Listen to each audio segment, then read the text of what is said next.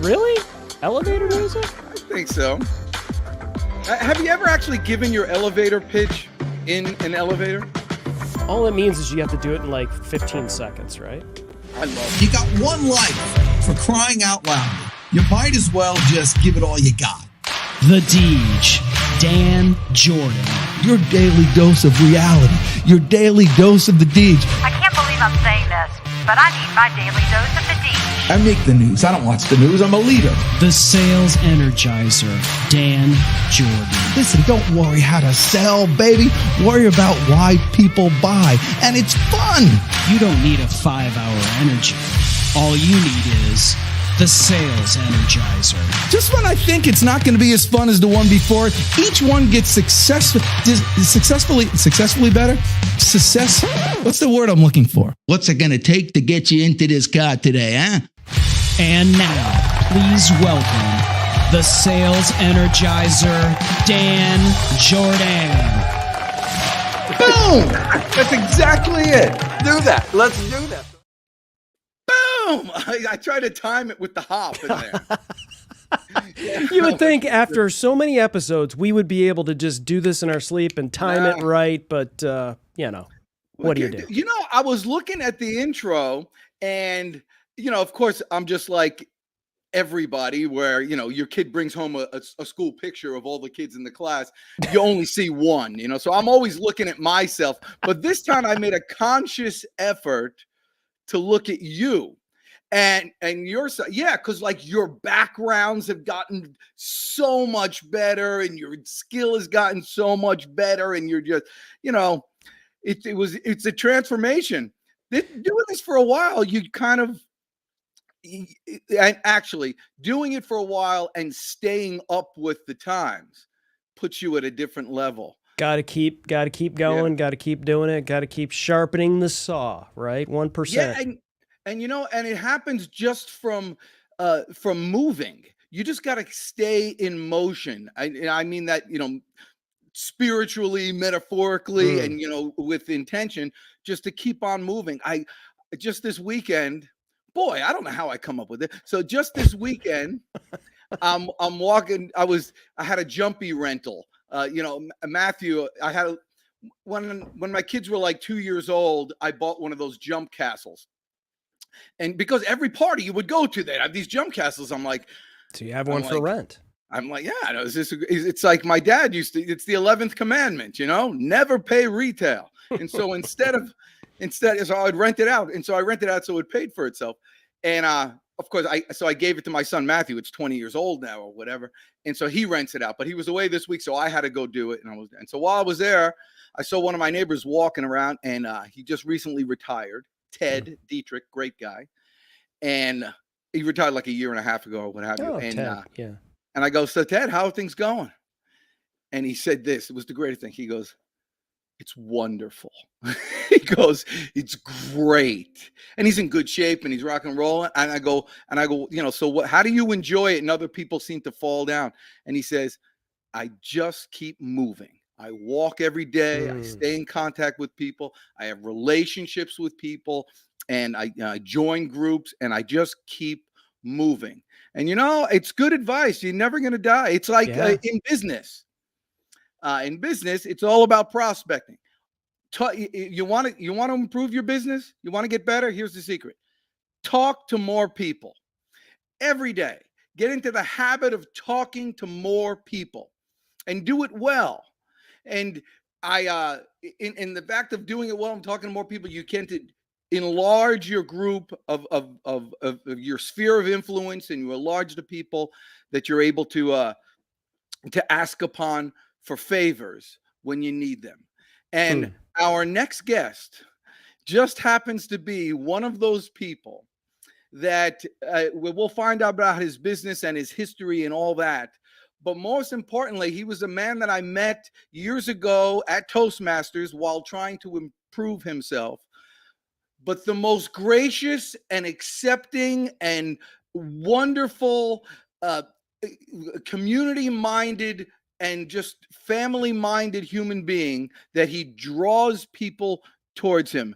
And I'm so grateful to get him on the show today so he could share how You can start over at any time and target the right small business. Please help me welcome my friend, Yale Nogin. Woo! Woo! Yale. Look at this. On target.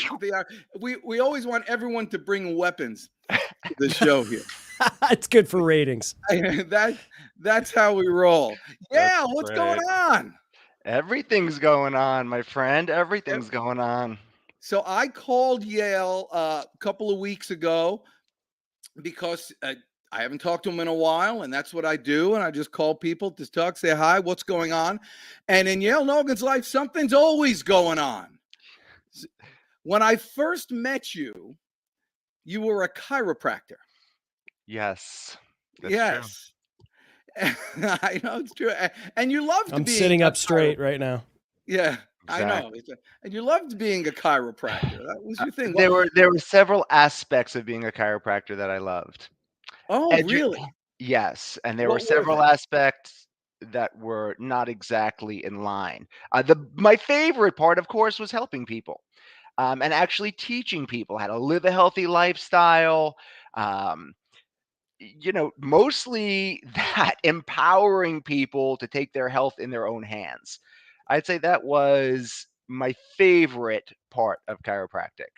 Yeah. Well, so now where you came upon it and where this all can comes together is you come from a somewhat similar background as mine, where we come from a kind of a small business minded family. Everybody worked in the family business. I'm sure at a young age you were behind the cash register and doing all that stuff. And so True. in my world, it was never really an option. You were going to own your own business. I mean, that's just how it was. And in your chiropractic world, you are employed by yourself. Is that your mentality? Like, what were your? We'll get to where you are now, but I want to know how you kind of got 100%. there with your mindset. I always thought I'd have my own place. I think once that growing up, we owned a grocery business, and I think like my whole childhood, I grew up there, starting packing the bags at 5 and 6, worked in all the departments. My brothers worked there. Everybody worked at the store.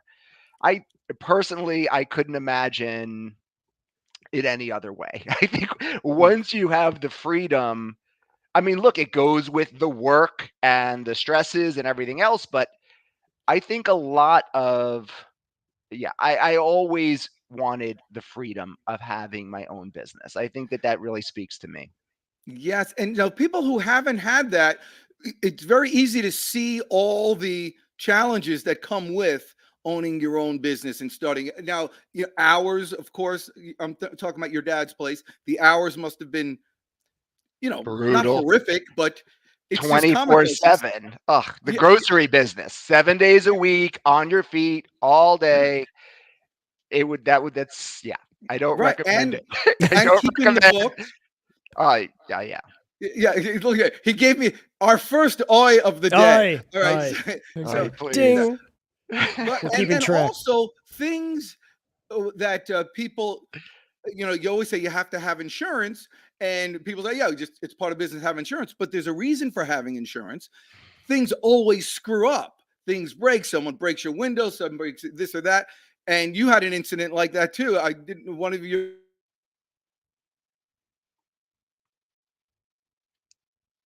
One of our frozen. So Dan is frozen at this point. So do you know where he was going with the incident? I do, actually. Okay, I actually excellent, do. excellent. So, actually, it was a wild experience. So my dad. Okay, this is like this I guess not stranger than fiction, but true story. So growing up, cash business, late 70s, early 80s. My dad always carried a gun on him, and one day they were out delivering a grocery trailer. And back in those days, it wasn't like today. They, just wheeled all the pallets into the back of the grocery store. Back in the day, the truck showed up, you're rolling the boxes of groceries from the truck onto the sidewalk, you're wheeling them in. It's like a whole procedure. Everybody was out there doing that, and a couple of guys went in and robbed the grocery store at gunpoint, robbed the cash registers, making their getaway, they start shooting their guns at my father, all these employees. Thank God nobody was hurt, although my father did, in self-defense, shoot one of these guys. Wow. 2 weeks later, and it was totally a clean shooting and all of that. That was crazy in itself. 2 weeks later, store gets burnt down. Molotov cocktails burn down the grocery store. No more business. P.S. Insurance company goes bankrupt. It was a really stressful time growing up when that happened. We bounced back, of course, and life moves on, but that was a pretty wild experience, Chris. I'm trying to get Dan back in here. Sorry, I'm spinning a few plates while somebody's No telling me about a problem. shooting. Right. Was this in the Atlanta area? Like Queens. It was in Queens. Yeah, Oh, I grew up in New York, in Queens. Right this off the sounds like a Sandwich scene from The Expressway. Sopranos or something. My childhood resembled somewhat. Yeah, it was like that. It was pretty wild. A lot of wild memories. Yeah, it was great. It really, growing up in that grocery business really helped me to understand that I wanted to be doing something professionally, helping people. I mean, from such a young age, I was connected with, so everyone goes to the grocery store, every walk of life, all ages. And it was, I always was attracted to people. And I mean, the customers, we would start talking, people would tell me their stories, and I loved it. And I always was like, how can I, when it was appropriate, it's like, how can I be assistance? How can I help you? How can I help you? Like, I don't know. I guess when, people that go into health and wellness, and I don't know, but there's something inside that makes me want to connect and help you. If I can do something for you. That's really what kind of helped me into leading into chiropractic, was that, I've always been a pretty crunchy, hugger and like this, and He is. yeah, I'm a big tree hugger. I love that. Love people like Dan, and that's what led me into that direction. I never wanted to get into. Part of the things I didn't like about working as a chiropractor was the office work and the insurance and the details. I'm a big picture visionary. I can see things. I can see things completed, which is like I love and is a blessing. But that's kind of the helping people for the chiropractic was amazing and connecting. But the back end, being inside all day, it was, yeah. And I gave it a college try, like 8 years worth, Wow. Yeah. but it was a happy day when I left, for sure. Now Yes. I still go to the chiropractor, and I think it's a wonderful, wonderful tool for health and wellness. And I'm extremely glad that I'm teaching archery now. Yeah, he's teaching archery. But so I'm sorry for being gone for a minute. Well, we just Internet. had like a Sopranos moment. That's all. Oh yeah. I told them when there was that shootout and the store got burnt down with the That's it. insurance So the company. store gets burnt down, and still you go into business for yourself. So there's a couple of things that I think are that can lead people to their purpose. And I'm not saying archery was your purpose, but I want to get to the thing. How did you get started in this archery thing? I kind of remember. Yes, I kind of remember you going to camp. Yeah. So I got started in this. I've been shooting since I was a little boy. Like, we were not a ball sport family. My dad was a big history buff, loved weapons of history. And so guns and bows and arrows. And we like to build stuff. So archery, I've always thought it was extremely cool. The first time I saw a bow, a recurve bow, a traditional wooden recurve bow, I kind of fell in love with it. I mean, the curves, I mean, it was so cool.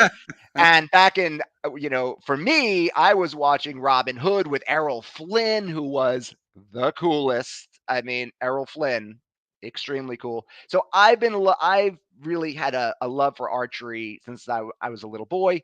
My bar mitzvah, the theme was Robin Hood. I mean, I always enjoyed it. And at one point when I left chiropractic, I moved home and I was a full-time dad for our 4 kids. And my kids were going to summer camp where that actually was filmed.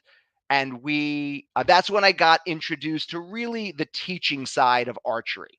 I went to the summer camp. I was working on the sports staff, and I got introduced to USA Archery, which is the governing archery for Olympic style archery in the States, and the education, which I think is wonderful. I went through level 1, level 2, level 3, level 4, and it was very successful. So the summers I was teaching archery, and the camp is a retreat center, Camp Ramad de Rome, amazing place. And I was going up running retreats, week-long parties, different things.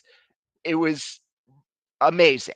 It went from like the most boring thing in camp to like the most amazing thing in camp. I was just flowing. It just worked for me, like my teaching and the archery. And I'm a big yogi for many years and a meditator, and archery really is such an empowering sport. It's ancient. That speaks to me. Like that's part of even why the yoga speaks to me. It's this ancient techniques, the breathing. It's beautiful. So when COVID hit, no more camp, I was like, okay, let me teach some archery in the backyard. So we put out a sign in the backyard, in the front yard. Okay, archery camp this summer. And it just started organically growing. I mean, it was my most, I know it's right on a lot of books on consciousness, and you're doing things right when it's almost effortless. I'm not talking about running a business is effortless. However, like the connecting and the teaching and putting these pieces together on how I teach archery and share it with new archers so they get this organic whole body experience, because it truly is more than just shooting sticks. You're breathing, you're centering, grounding down. It's extremely empowering practice, and I just love it. I'm like a major archery nerd. I can So tell. this is the thing. People want to know how to sell. That's how to do it. I mean, everybody watching, myself, wants to get involved in this now. It's more than just shooting sticks. When people are looking to find and to improve their business or start their business, if you don't have that amount of passion over it on an internal level, it's a tough slog. But It's a here tough it's slog. actually effortless, which is just so it's impossible not to get enthused by that. So you went and you did this by the way, what's with the tattoos? Is this a new thing? This was my first tattoo. Hold on, let me see if there we Yeah. go. It's love and trust. I'll tell you, this is amazing, and it really leads into archery. When I was at camp, I met this amazing friend of mine named Shira, and when she's not in camp, she helps families write their 504 plans and kids with learning disabilities. And we got to talking, and I was telling her about my learning difficulties, and she's like, dude, I think you're dyslexic, man. And I realized, I always had trouble reading. Math was always an issue, and I always wanted to be near books. I love books. But the reading and learning was extremely difficult. So I discovered, and this might sound funny, but this was back, I just turned 48. So when I was like 39, 40, and I realized I have some dyslexia, I started listening to books. And I got to tell you, the secret of life is read books, the wisdom of the universe. Boom, my mind. I mean, I became empowered. I realized I had a lot of fear, right? In my growing up, God bless, my parents were I think they did an amazing job, and I went through my process, of course, or whatever. Yeah, you did this, I did it, whatever. I love them. I appreciate them. But I did have a lot of fear growing up. There was a lot of love, but I did have fear. Like I used to be super skinny. And then when I started to feel like I couldn't really express who I was, I started eating a lot of Big Macs. Seriously. And I started to get chubby, and you put on the guarding.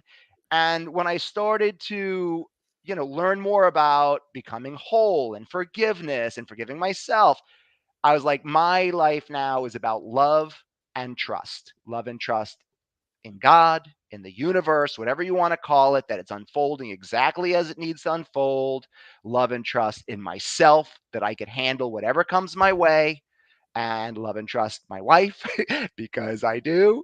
And then love and trust people, man. Like love and trust instead of living in fear of everything, you know, I really strive to love and trust. Yeah, And fear and worry. That's what people do. And it kills you. It yeah. kills you. It makes you old. It makes you, it does. It drains you. The fear, living in fear.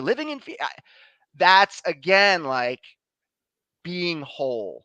That living So, full, so let me ask you, and again, this is more commonalities because and Chris Stone knows I'm terrifically dyslexic. I mean, that's my whole thing. People get it different ways, but that's why I use memory tricks, and so I remember things because I can't comprehend things like that. But it's a constant process, and especially with fear, I want to talk about that for a second because fear of ultimately we have no saber-toothed tigers chasing us. That's correct. And we're old enough to know that 99% of the things that you worry about just don't come to pass anyhow. So intellectually, we can figure all this stuff out, but it still creeps in on a regular basis. Sure. What rituals or routines do you do? And I understand now the spirituality of, grounding yourself with history, with the archery. But is that part of your routine? Is that part of your ritual? Or all right, rock and roll. I'll let you go now. 100%. I will say, and it's such an important part of archery.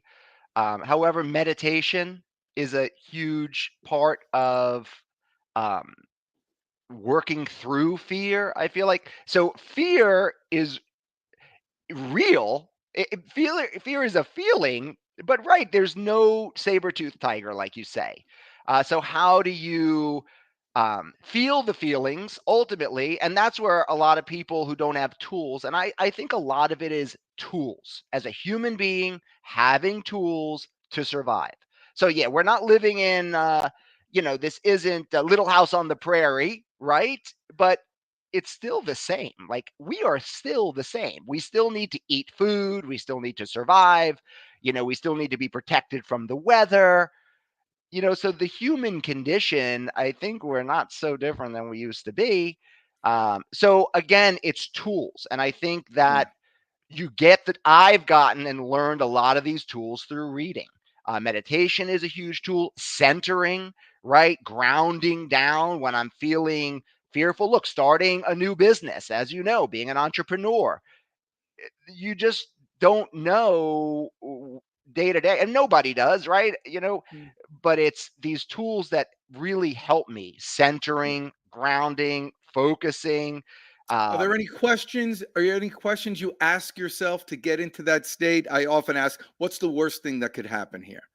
That works for me. So give people these tools. The worst thing that could happen is that we die. Ultimately. Yeah. Seriously, you die. When you come down to it, one of my like making that prospecting call, calling a stranger, worst thing that can happen is you're probably not going to die. You're probably not going to die. That's right. That's exactly right. And look, I'd say that again, like loving and trusting ultimately yourself and feeling whole. That if someone tells me, no, I'm not really interested, that's also what I learned in chiropractic. When I got out of school, I was like, this is amazing. Who wouldn't want an adjustment? And, not everyone wants that. Like I understood, like not everyone is your customer. Not everybody wants to learn archery. Not everyone thinks it's cool. Not everybody, one of my most Thank God you don't got enough room. You don't have enough room. What are you gonna do? Jim It's like, why do Rohn. people join? I got it now. So basically, when people join karate, you send your kid to karate. It's not so they're gonna, be a great kung fu artist. It's Maybe. all the disciplines that they learn and all. And so with your I think archery, so. it's a similar thing. And It's a you get similar that thing. spiritual grounding with our Yes, historic. 100%. Like we get all kinds of interesting folks. Exactly, exactly. That's the next episode. I love that. Mark, oh my gosh, Mark, I haven't seen you in 100 years. You look Oh my great. God, Mark, how you doing, man? Yeah. That's so wild. So he's another Christone. He's another Toastmaster Toastmaster dude. alum. Ah, Yeah. the Toastmasters. It's crazy. The Toastmasters attracts really odd people. Yeah. Are you calling Mark odd?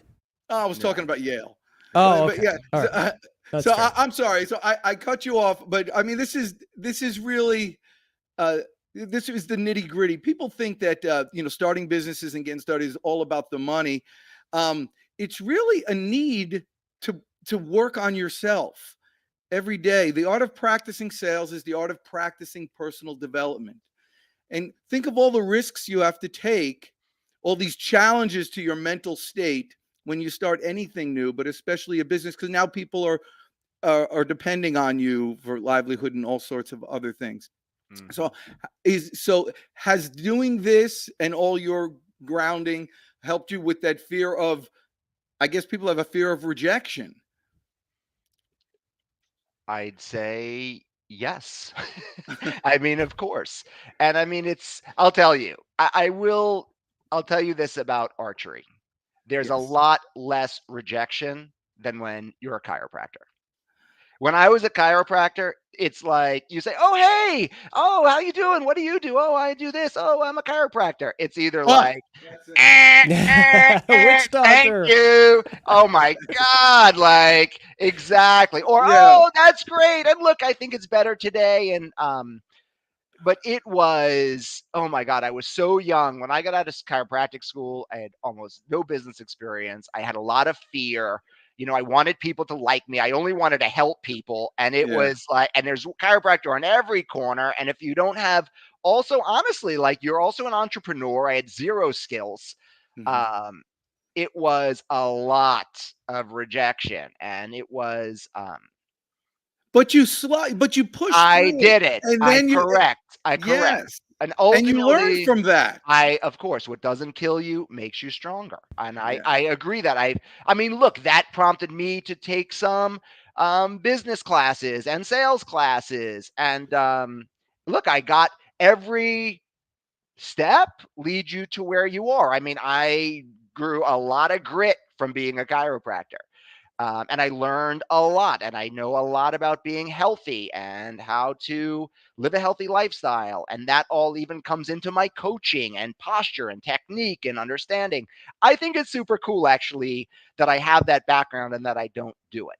Like, I always thought that people who have this, who are doctors, but they do other things, it was an Yeah. amazing education. So, like, I know things, I could see just by watching people how you move. I could know things about posture and technique. At least the other day, people have, dominance issues. And I'm like, oh, did you crawl when you were a baby? And they're like, oh, no, that's funny that my mom said I never really crawled. So you have this understanding about this right-left connection. So Yeah.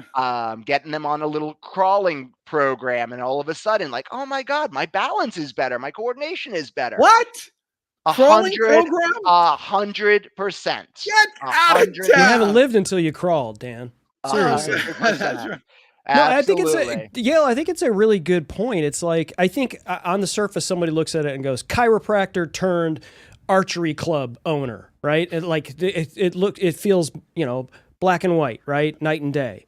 But like you found like there is a Venn diagram here, and you're using everything that you've applied in your life to where you're at today, and you're doing it and clearly are passionate about it. It's like there's so many people that, there's that cliche, right? It's all about the journey. But you are like the incarnate of that. This is like you've applied all of these things along the way to be where you're at and what you're super passionate about, and you're getting paid for it, right? It's beautiful. It's beautiful. I'm very I happy. think Seriously. there's also, we have to also add to this that this whole journey was probably made possible because of your bride. I'll tell you, Hey, having a good partner that supports you, yeah. we've grown a lot together, and we've both been on this journey together, Yes. really trying to be whole, really heal, from childhood shit. Everybody has it. Hmm. And just feeling whole, like I'm enough, like getting to that point where you feel like, okay, this is who I am. I am just want to live my most authentic life unapologetically, and help people, right? And that's now it's all about for me sharing this empowerment. So you take anybody, I got adults, kids, of all ages, and you're standing on your own 2 feet, right? Which I didn't do. I had, before I kind of came through and started to really evolve with books and understanding, I was a big blamer. I blame my wife. I seriously, like, it was not good. And when I Really? started, 100%. And I owned it. And I Yeah. stopped doing that behavior. And I owned myself, my decisions, what I did, how I got here. My whole life changed. So it's like I put that in. And again, that's with archery. You're standing on your own 2 feet. Your mom, your dad, they're not on the line with you. You get to do that on your own. And that's a big deal. You're standing there, grounding, centering, focusing, hitting your target on your own. Now you're with a group, right? So I always say it's kind of like swimming because you're with a group, but you're doing your own event. So we have a beautiful club, community, and it's fun. And we all, we're like archery nerds, but all different. Some people come and just shoot a little bit. Some people are into it. I got adults and kids through USA Archery, kind of like karate. You could earn, instead of belts, achievement pins. Um, and it's just empowering at any age, hitting the target. One of my archers, Adele, who is wonderful, she's like kicking booty at 50 meters. And when I first met her, she was so passionate. I wanted to be an archer. And, we were laughed that she, the arrows are hitting the ground and now, 50 meters. Like that's far, to shoot. So Yeah. it's beautiful. I get to really do what I wanted to do in chiropractic, which was empower people, help people. I feel like I'm getting to do that. And I think it's true because we are growing and people get that. And it's just fun. Like it's just super cool. Like, a lot of kids are playing video games of shooting stuff. Here you get to actually pick Yeah. up a bow, man. Like you get to do it. It's a lot cooler, like, to do it than beep, beep, beep, beep, beep, beep, beep, beep, beep. I mean, come on, put a bow in that kid's hand. And all of a sudden, they're standing tall. Archers have good posture. At the end of all of our warm ups, we say, I am strong. Everybody repeats, I shoot straight. And so it is. And it's beautiful. We clap Nice. and we get Wow. into But it. that could. Hey, you open to some speaking gigs? Talking about that. I need you to be talking about that and relating it to business. Shooting straight. I'd love to. I'd love to. Of course, I'd All love right, to. I got a place for you. We'll talk about it Look at you, afterwards. But Toastmasters. You guys are booking gigs here. This is Love it, baby. yeah, Love it. no, but I mean that's exactly right because there's so much related to your personal, your individual improvement. This is more of a spiritual, holistic feel, becoming your personal leader of yourself through archery, Yeah, as it helps. opposed to Adderall. So you have that. I mean, look, again, it's all tools. I don't judge, but we do a lot of corporate events and people love because you could literally hit your target. You could write up the goals. You put them you're hitting your target, man. Like literally in real time, you're hitting your target. Really? So you can get somebody to do that? There was one, go back to that other picture, Chris Stone. There was one guy like this, like he's about to let loose, in a battlefield in the Middle Ages. We do that. We'll put the targets out and we'll let everybody line up. I wish I shared that video with you, but I have all the kids and I'll say, archers, draw, Yeah, like look at that. loose. and you hear like in the movies, like in Braveheart, and you hear the thunk, thunk, thunk, thunk, thunk, thunk, thunk when all the arrows, we put one target. So you got like 15 people shooting at one target, and all the arrows are thunk, thunk, thunk, thunk. It's really, it's fun. It's fun. Do you We do ever that at do camp. do you ever do nighttime things with flaming arrows? Oh, I was gonna ask about that. Yeah. All right, Oh, I'm so sorry. that is definitely on my like short list. It's just finding the right place so we don't burn anything down. I do know how to make the flaming arrows, right? Oh, So yes, but we just need to find the right place. I'm thinking, we got to do like a trip by the lake or something clearly where it's like super Yeah. safe. But you gotta Well, have. Dan, that could be like the Dan Jordan live corporate event, the Oh my flaming gosh, arrow we at have to Atlanta do that. Archery love Club. it. We'll do that together. Yeah. That'll be a fun one. Beautiful. I love that.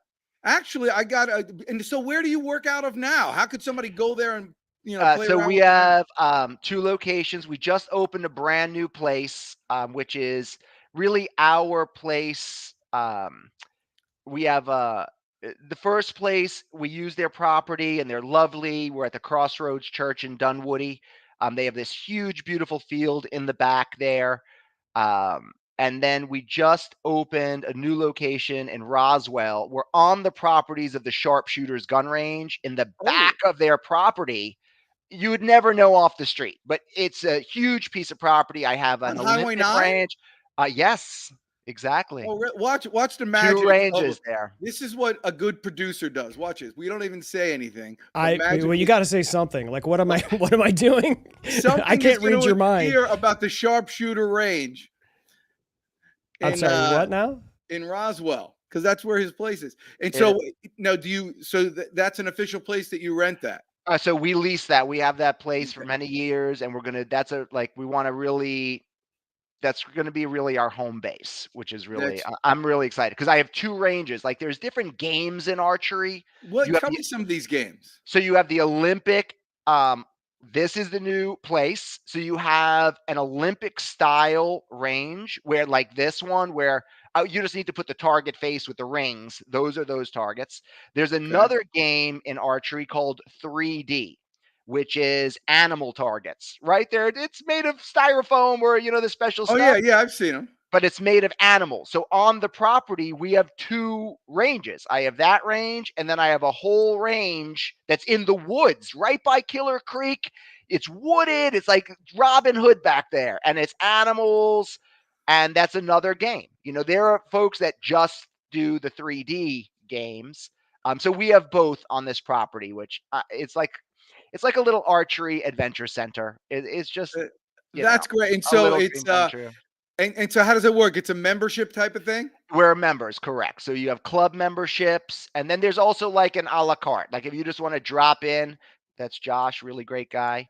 They're really lovely at Sharpshooter. Seriously, they really do a lot on training and safety, and they're just a really great group of individuals. Really like them a lot. So you can go. So you're not there when they do that. No, we're separate. We're on their property. They have their thing. I have my thing, but we have a very nice relationship together. Got it. So your memberships, when you do, how are you open every day, or is it just weekends, or when it rains? No, open every day. Between both ranges, we're open every day. The Dunwoody range, we have more limited hours because we're on the property of the church and they have a school. So clearly we can't use it as often. So the weekends 3 to 8, and then during the week 6 to 8 for like open range practice. We do most of our education during the day, right? So we have different clubs for like little kids, which are so cute. The little lions. I got kids like 6 years old, that are like doing amazing. With 6-year-olds, a lot of parents are like, hey, I got this 6-year-old. For me, if they're mature enough to be safe and they could pull back the bow, I want to get a bow in their hands. And that just varies kid to kid. But then we have the Teenage Club, which is our JOAD program, Junior Olympic Archery Development. And then we have our Adult Club. And of course, clearly, I'm big on education. So each of the clubs, you get a class and then practice time. And then you could also be a la carte. If you don't want a class, if you don't want to be, if you don't want the classes and stuff, you could also just drop in or just get a plain range membership and just come and shoot and do your thing. All archers are welcome. All archers are welcome. What does it take to be an archer? I mean, just have to hold the bow, or do you like? Not exactly. So we have, so again, you could just pull the stick back and shoot Yeah. it. Great. However, we have a really amazing class. We do them every weekend called the Try Archery Experience. We cover rules of the range. We do a warm-up flow, stretching, breathing, centering, and then we cover the steps of the shot cycle. So I walk you through.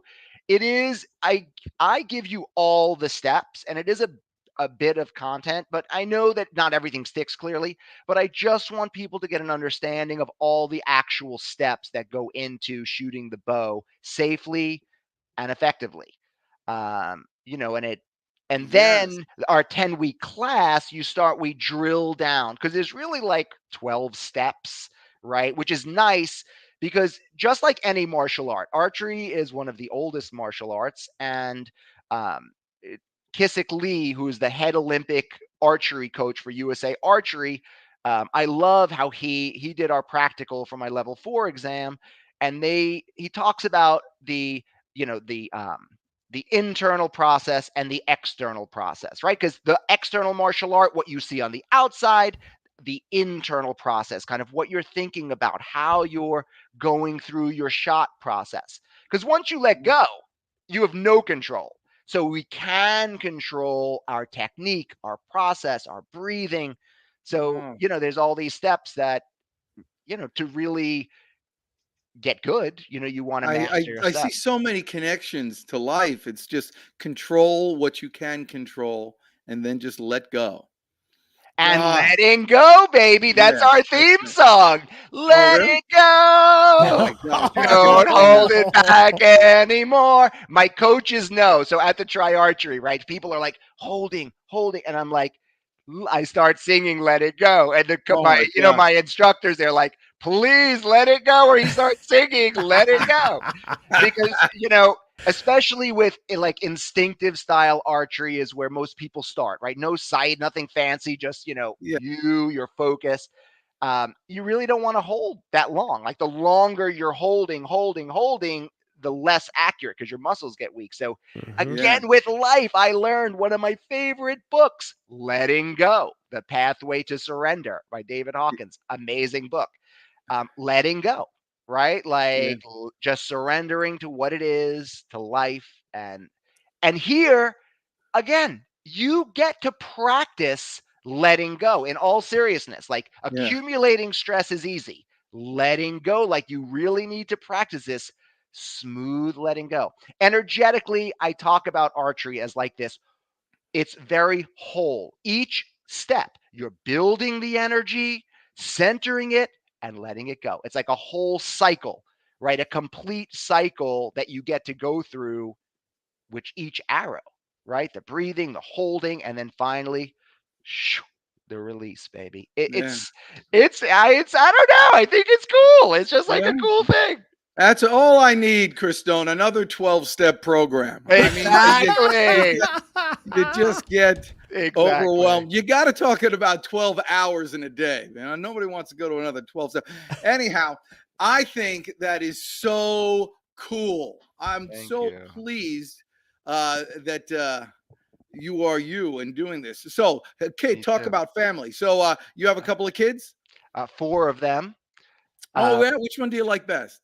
It changes per day. Okay. I tell them that also. That's one thing my parents used to say that I really thought was pretty accurate. They're like, we love you all, but we like you all differently at different dates. Which I think is pretty true. But they're all, I think they're all doing great. I'm really happy that they're all home right now. I mean, some of them are going away to camp, but my oldest one, a sophomore, she's going to be a junior in Georgia State, RA. Doing great, teaching yoga right now at the local, Jewish Community Center camp.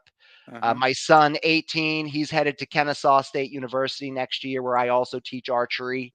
So I'm thrilled I'll get to see him when I'm on campus. And then 16-year-old Sarah, she's going to be a junior next year. And my youngest is Lila. She's going to be a freshman in high school. So all within normal limits, I Yeah. say, of teenage normalcy, there's no, it's, That's it. Yeah, I mean, you're know. in the middle of it.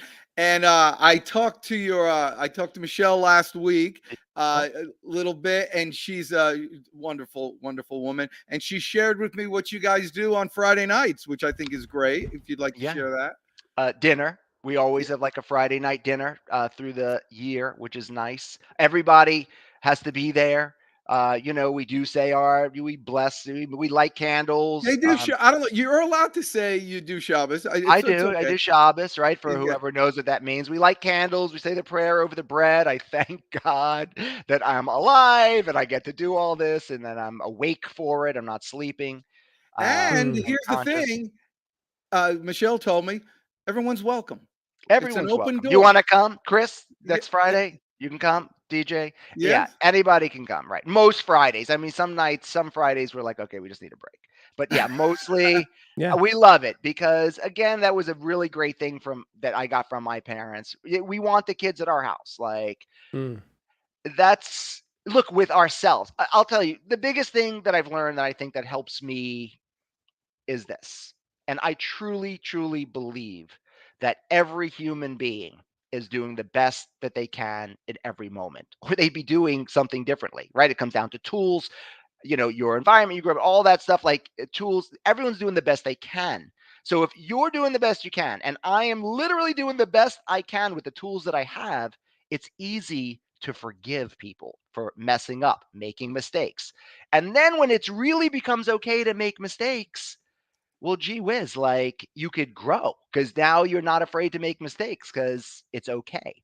Like that forgiveness, forgiving myself for making mistakes, forgiving other people, it really frees you up to love people because now, whatever you do, I can forgive you. You're welcome. No problem. Like I get it. Nobody's perfect except, how life is unfolding.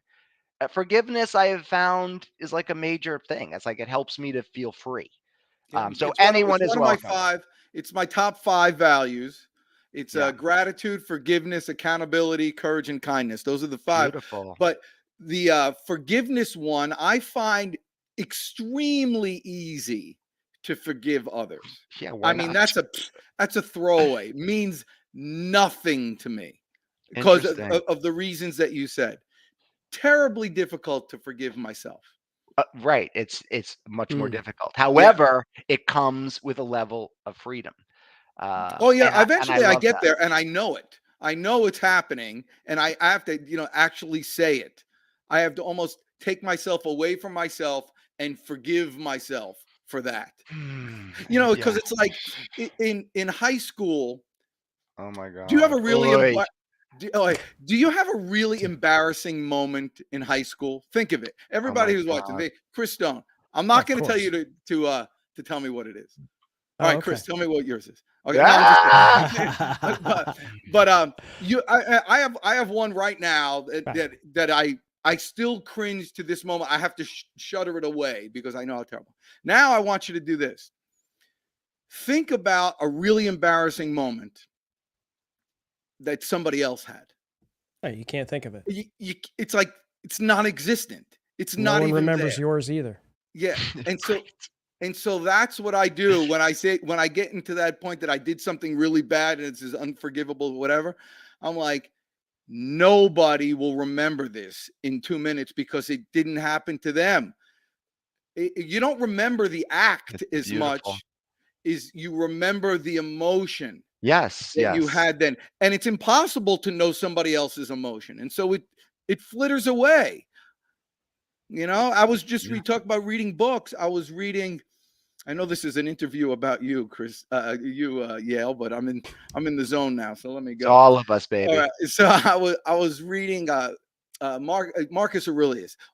Over this past weekend, my family, everybody went to the Lake Sinclair, and I just said, I need to be alone. I just stayed home. So I stayed home for 4 days by myself. Beautiful. And it was just very, so, I'm reading, I'm doing all my stuff, walking around the house naked, whatever. And so a little too much. Bring it back. Yeah. I'm reading Marcus Aurelius. And one of the things he said is that and this was his book Meditations was basically his journal. Oh yeah, I was looking for my copy. I have one right over here. Like, where is it? Yeah, nobody was supposed to read it, and so it says, and there was one part. It says like, eventually, the bones and the memories of the guy driving the carriage will wind up in the same place as the royalty that was in the carriage. Everything's forgotten. We're all bones. I mean, it's nothing, and it's wild. And so you just got to, and he thought of that 2,000 years ago, or even longer. Well, because people haven't changed, and that's why, honestly, I want to try to live authentically each day, because tomorrow, like we said, what's the worst fear is that you. So enjoy your life, man. Like, for real. Like, I mean, we're all at the age. I mean, people, oh, Murray, he was so healthy. Like the picture of health, dead. Like that stuff happens every day. I don't know. By the way, you Chris better Stone, do as best as you can today. Wait, Chris Stone, there's a good word when a Jewish word when somebody just drops dead out of nowhere. What is it? Go ahead. When someone you plots. Oh, you plots. Exactly. Plots.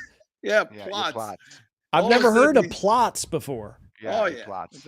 Someone just plots. It's like someone's last name. That's actually like I think I knew a Murray Plots. Exactly. That's how that happened. The Murray Plots.